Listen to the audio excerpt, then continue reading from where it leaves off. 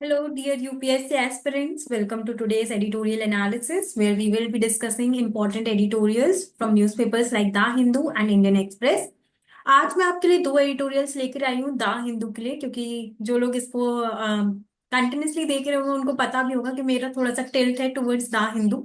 मुझे उसके एडिटोरियल्स ज्यादा पसंद आते हैं in comparison to the Indian Express. ठीक है, तो although I go through both the newspapers, but मुझे अगेन आज फिर से द हिंदू के ही एडिटोरियल्स मुझे ज्यादा अच्छे लगे। ठीक है। तो इसमें we will be talk discussing two editorials. One is कि कैसे एक फ्रेगमेंटेड रिस्पॉन्स है टुवर्ड्स द टेररिस्ट अटैक। तो बेसिकली पहलगाम में टेररिस्ट अटैक हुआ, ठीक है, लेकिन ग्लोबल रिस्पॉन्स अब ऐसा है कि इंडिया को रीस्ट्रेंट शो करना चाहिए।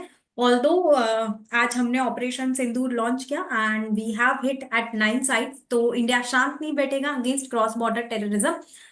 सो basically global response should be कि क्रॉस बॉर्डर टेररिज्म की तरफ सबको साथ में मिलकर आना चाहिए। ऐसा एक बार पहले भी होता था जब तक यूएस पे अटैक नहीं हुआ था, फिर एक साथ सबने सोचा कि टेररिज्म के अगेंस्ट लड़ना है, लेकिन अभी फिर से ड्यू टू हर कंट्री के अपने जियो पॉलिटिकल इंटरेस्ट होते हैं और सब लोग दे आर लाइक कि इंडिया एस्केलेशन ना शो करें, सब लोग शांति रखें, ऐसे इस तरह की चीजें उसमें बात की गई है। तो बेसिकली एक तो हम एडिटोरियल डिस्कस करेंगे कि ये जो फ्रेगमेंटेड रिस्पॉन्स है ये क्यों है and what can be the way ahead for India. Then एक वैल्यू एडिशन में आपके लिए लेकर आई हूँ, that is we will be decoding the topic of terrorism कि टेररिज्म होता क्या है, व्हाट आर द स्टैटिस्टिक्स, क्या कॉजेस हैं टेररिज्म के, क्या उसके इम्पैक्ट्स होते हैं, क्या इनिशिएटिव्स लिए गए हैं गवर्नमेंट के द्वारा। ठीक है, and what can be the way ahead. ठीक है, कुछ कोट्स वगैरह लेकर आई हूँ इसके ऊपर आपके लिए। Then another is about the digital media influencers. जैसे कि हम काफी इन्फ्लुएंसर्स देख रहे हैं आजकल, हम खुद भी इन्फ्लुएंसर वाली लाइफस्टाइल जीना चाहते हैं, बीट कोमल पांडे एक्सेट्रा। तो but the editorial is talking about the concerns associated with influencers. जैसे कि आजकल सोशल मीडिया पे we have freedom of speech and expression in our country. ठीक है, जिसका जो मन आता है वो रील बना देता है, कोई भी कुछ भी ज्ञान दे रहा है, या आप ये कपाल भाती कीजिए, ठीक है, आप ऐसा कीजिए, आप ऐसे वॉक कीजिए, सुबह उठ के ये पानी पीजिए।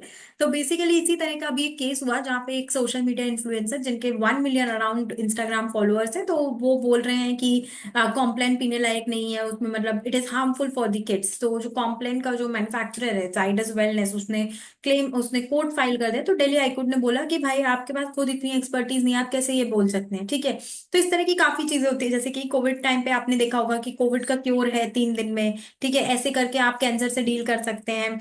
मेरी मम्मी तो मुझे ऐसी बहुत सारी रील्स भेजती रहती हैं कि ये वो, फेसबुक पे भी आपने देखा होगा कि ऐसा करने से ऐसा हो जाता है।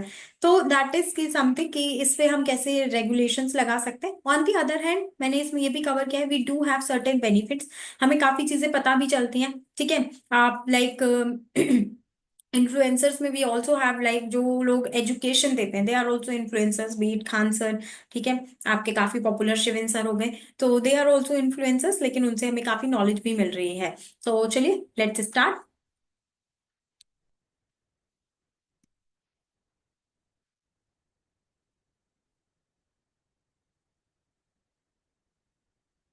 So the first editorial over here is the fragmentation in the global fight against terrorism. So it is being written by T.S. Trimurti. कौन थे ये? Ambassador permanent representative of India to United Nations. जब भी किसी ऐसी पर्सनालिटी के editorials आते हैं, आई थिंक आपको उसे पढ़ना चाहिए। ठीक है, इट इज वेरी इंपॉर्टेंट, इनके व्यूज काफी इंपॉर्टेंट हो जाते हैं हमारे लिए। Now here I would like to, मैं आप लोगों को इधर पे साथ साथ ऐसे के लिए भी रेडी कराना चाहती हूँ। सो दैट इज की जो इस तरह की हेडिंग्स होते हैं like the path ahead etcetera, ये जब ऐसे में जब हम अपने कुछ मेजर सोल्यूशंस वगैरह दे रहे हैं तो आप इसको यूज कर सकते हैं। ठीक है, now fragmentation in the global fight against terror, the Hindu में ये आया हुआ है। सो बेसिकली सबसे पहले ये क्यों हो रहा है, in the context of the global statement, जो कि जम्मू एंड कश्मीर पहलगाम की जो बैसारन रैली है वहां पे जो टेरर अटैक हुआ उसके बाद जो how the world is reacting, how the global leaders are reacting, so in this context this editorial is written. ये इट इज शोइंग कि जो ग्लोबल रिस्पॉन्स है वो काफी ज्यादा डिसजॉइंटेड है against terrorism. Then many countries, उन्होंने कंडेम तो किया अटैक को, बट पाकिस्तान को नेम नहीं कर रहे हैं डायरेक्टली। और दोनों कंट्रीज को आप बोल रहे हो कि रीस्ट्रेन शो करो, although like they should blame Pakistan. ठीक है, डायरेक्ट ये रिस्पॉन्स होना चाहिए। जैसे कि US secretary of state Marco Rubio, वो कह रहे हैं कि दोनों साइड्स रीजनल स्टेबिलिटी पे रहे। भाई हम तो स्टेबिलिटी चाह ही रहे हैं, सामने वाला देश नहीं चाह रहा है। Okay, then US vice president JD Vance hope India response would not lead to escalation. मतलब कोई हमारे घर में आके हमें मारे और हम उसके अगेंस्ट एक्शन नहीं ले, ऐसा कैसे हो सकता है? क्या यूएस ऐसा करेगा अगर उनकी कंट्री में ऐसा होगा तो? कि आप एस्केलेशन मत दिखाइए आप, है ना। तो this kind of thing. Then Russian Sergei Lavrov, उन्होंने भी बोला bilateral resolution of issues, we are ready, the other country is not ready. European Union high representative could not even bring itself to label the Pahalgam attack as a terror attack. Now Canada की hypocrisy भी हम देख सकते हैं, उसने continuously जैसे कि pro Khalistani जो एक्सट्रीमिस्ट हैं उनको शील्ड करता है वो वहां पर, despite like they are doing violence upon Indian territory.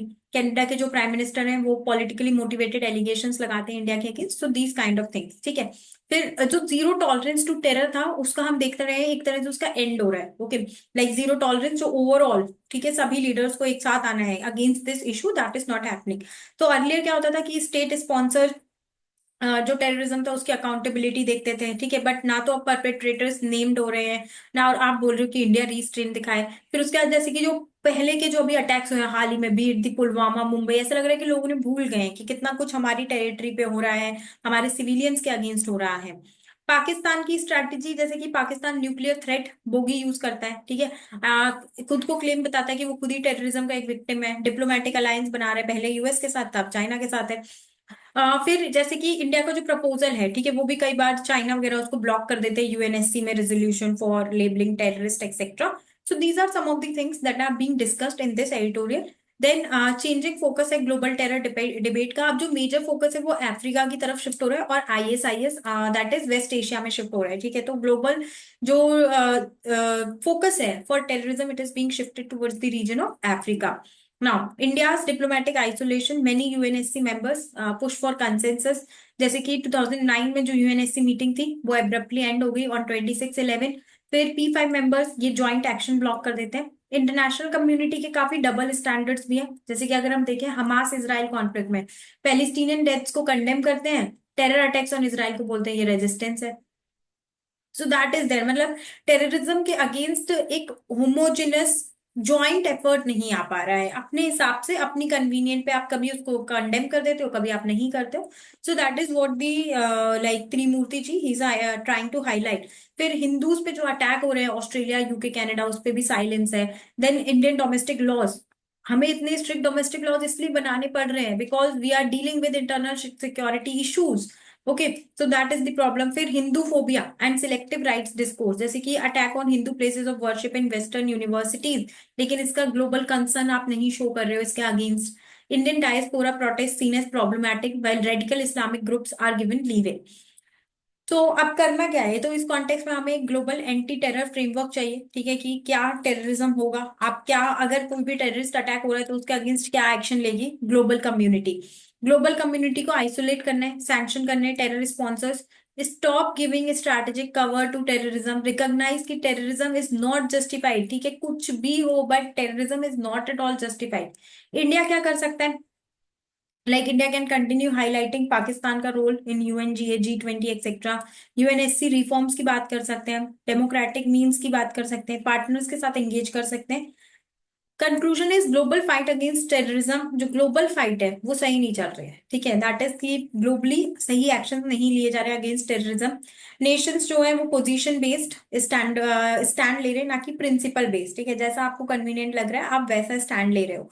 But India must keep raising it's voice and build international consensus, चाहे कितना भी डिफिकल्ट हो। तो ये सारी बातें तो एडिटोरियल में बोली गई थी। Now apart from this we should know terrorism होता क्या है, क्या उसके कॉजेज हैं, क्या इम्पैक्ट्स हैं। Global fight against terrorism is witnessing increasing fragmentation. Discuss the causes, consequences, and India's role in addressing this challenge. Also suggest a way forward.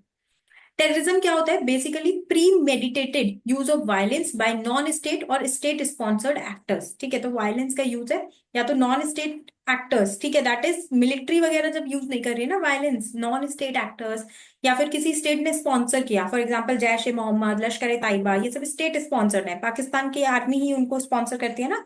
That is to instil fear and to achieve ideological political या religious goal कुछ इनका है, ठीक है। Now, according to Global Terrorism Index, terrorism claimed over 8,300 lives globally, with Africa's Sahel emerging as a new hotspot. Yet, the global consensus against terrorism, terrorism एक बहुत बड़ा issue है, ठीक है। ग्लोबल टेररिज्म इंडेक्स बोल रहा है कि 8,300 लाइफ्स ले चुके हैं, मतलब जा चुके हैं टेररिज्म की वजह से। अफ्रीका एक नया हॉटस्पॉट बन रहा है, अफ्रीका का साहेल रीजन, लेकिन फिर भी इसके ऊपर ग्लोबल डिबेट ठीक से नहीं हो रही है, ग्लोबल एक्शन सही से नहीं हो पा रहे ना। कॉजेज क्या क्या हो सकते हैं, जैसे कि कॉजेज बहुत सारे हो सकते हैं, पॉलिटिकल रिप्रेशन, रिलीजियस एक्सट्रीमिज्म जैसे कि रेडिकल आइडियोलॉजीज हैं, ISIS, Lashkar e Taiba, ethnic marginalisation for example Balochistan Xinjiang में, फॉरेन ऑक्यूपेशन हो सकता है, economic inequality, unemployment, youth disillusionment, ये सब होता है तब टेररिज्म ज्यादा बढ़ता है। स्टेट स्पॉन्सरशिप, ऑब्वियसली फाइनेंसेस चाहिए आपको इतने सारे वेपन्स और ये सब खरीदने के लिए, तो स्पॉन्सरशिप तो होनी ही चाहिए। फ्रेगमेंटेड ग्लोबल रिस्पॉन्स क्या कॉजेज है फ्रेगमेंटेड ग्लोबल रिस्पॉन्स के? तो कंट्रीज के अपने जियोपॉलिटिकल इंटरेस्ट हैं, डबल स्टैंडर्ड्स हैं, ठीक है, फिर स्ट्रैटेजिक शील्डिंग है, political expediency and identity politics. Impacts क्या क्या है टेररिज्म के? तो टेररिज्म के इम्पैक्ट्स डिफरेंट हो सकते हैं। It can come upon the polity, economy, society, infrastructure etcetera, ठीक है। तो these are the different impacts. India का क्या रिस्पॉन्स है? तो विक्टिम्स जो होते हैं स्टेट स्पॉन्सर टेररिज्म के, उनको सपोर्ट करते हैं। फिर लेजिस्लेटिव मेजर्स है हमारे पास, जैसे कि यूएपीए, एनआईए एक्सेट्रा। और डिप्लोमेटिक आउटरीच करते हैं, ग्लोबल प्लेटफॉर्म्स में जाके बात करते हैं कि भाई टेररिज्म के अगेंस्ट आप एक्शन लीजिए।